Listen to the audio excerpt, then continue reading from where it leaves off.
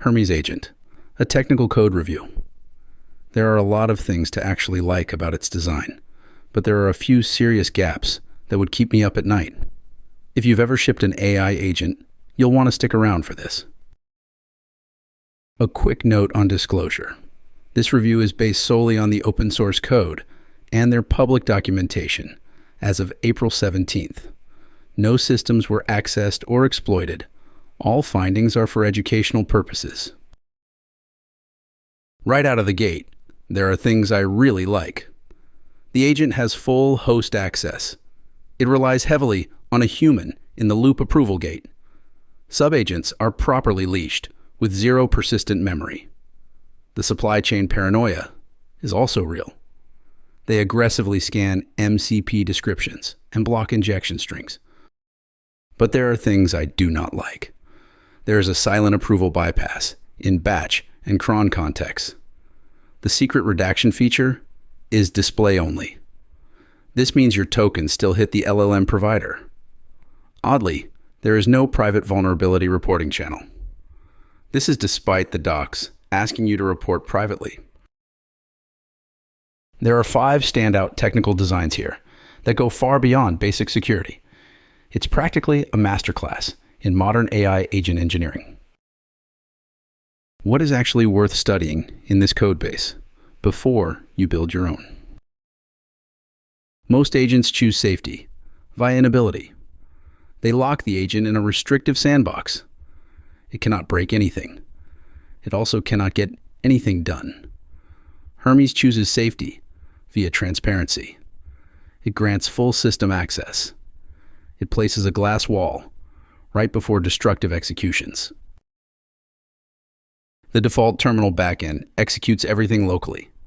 The sandbox is not what protects you. It is the approval gate. Hermes trades a restrictive sandbox for massive capability.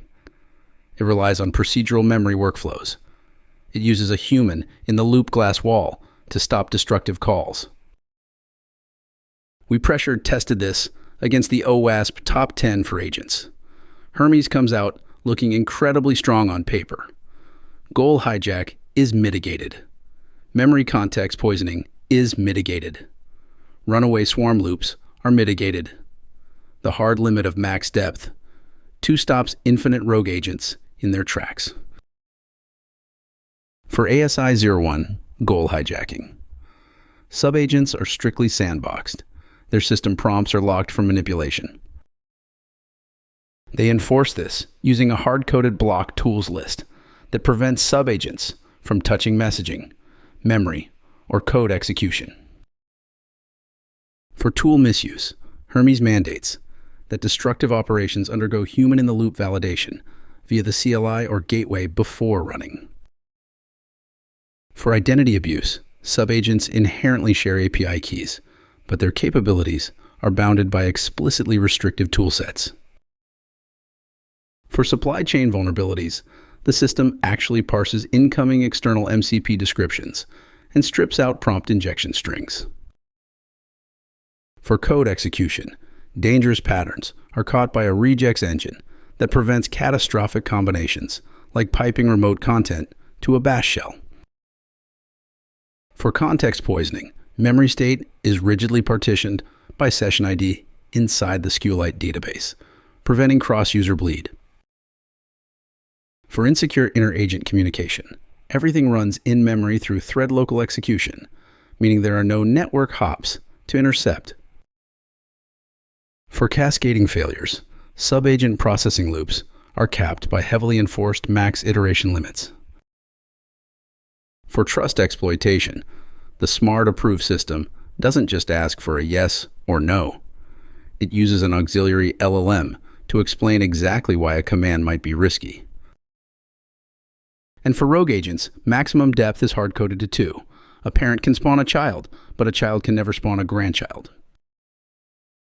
Beyond the OWASP standards, Hermes has 5 deliberate security boundaries baked directly into its architecture.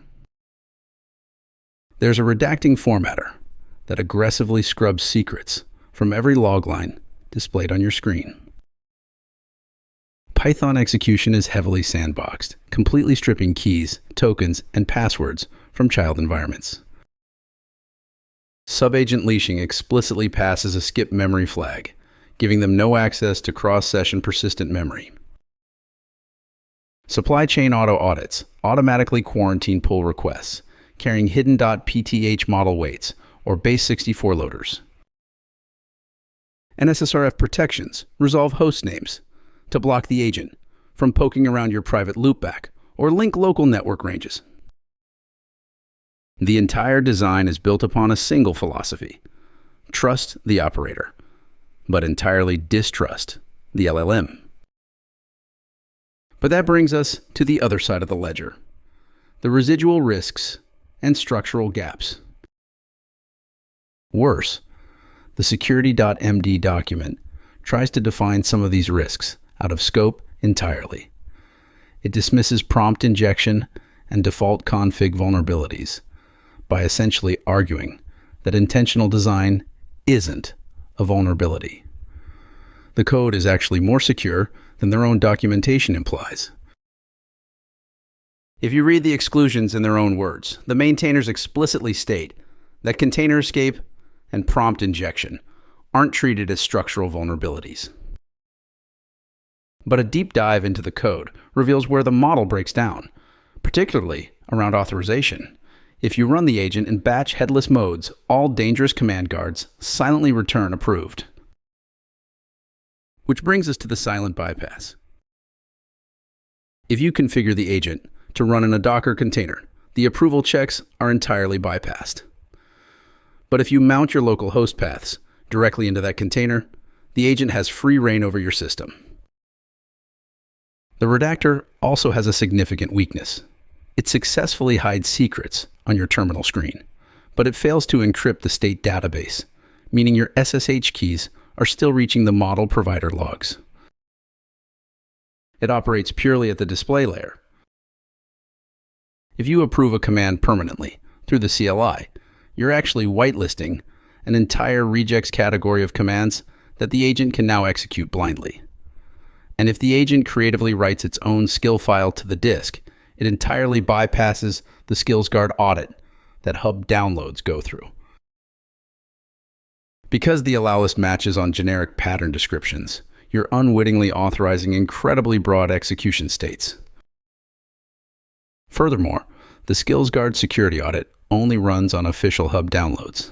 If the agent self-creates a malicious script and drops it into the skills directory, it executes blindly. From an operations standpoint, there is absolutely no private vulnerability reporting channel configured. The documentation pleads with researchers to please report privately, but fails to provide a PGP key or a working security email address to do so. We can also derive a massive amount of signal just by looking at the issue tracker. With nearly 2,000 open issues, Triage is fundamentally losing the battle against their shipping velocity. Take issue LM.30 on per-user memory isolation in group chats. It heavily complicates their strong claim of session sandboxing.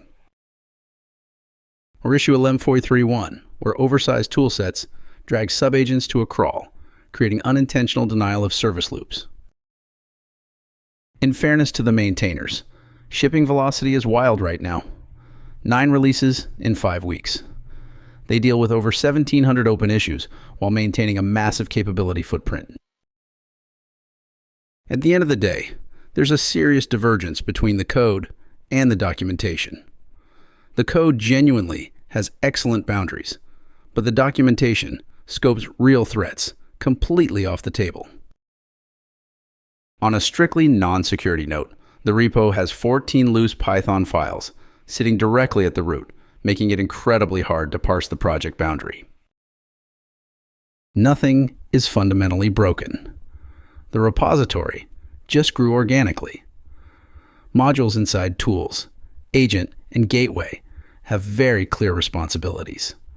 A quick 30-minute hygiene pass would materially lower the onboarding cost for new contributors. They just need to move those loose Python scripts into a package. They should also consolidate to a single packaging canon. So, what would I tighten? Non-interactive contexts must default to deny. Secrets must be scrubbed before hitting the database. And automated workflows need an auxiliary model to periodically double-check the command stack. The Hermes agent proves that safety, via transparency, is a viable architecture. It just deserves to have the residual risks acknowledged, not scoped away.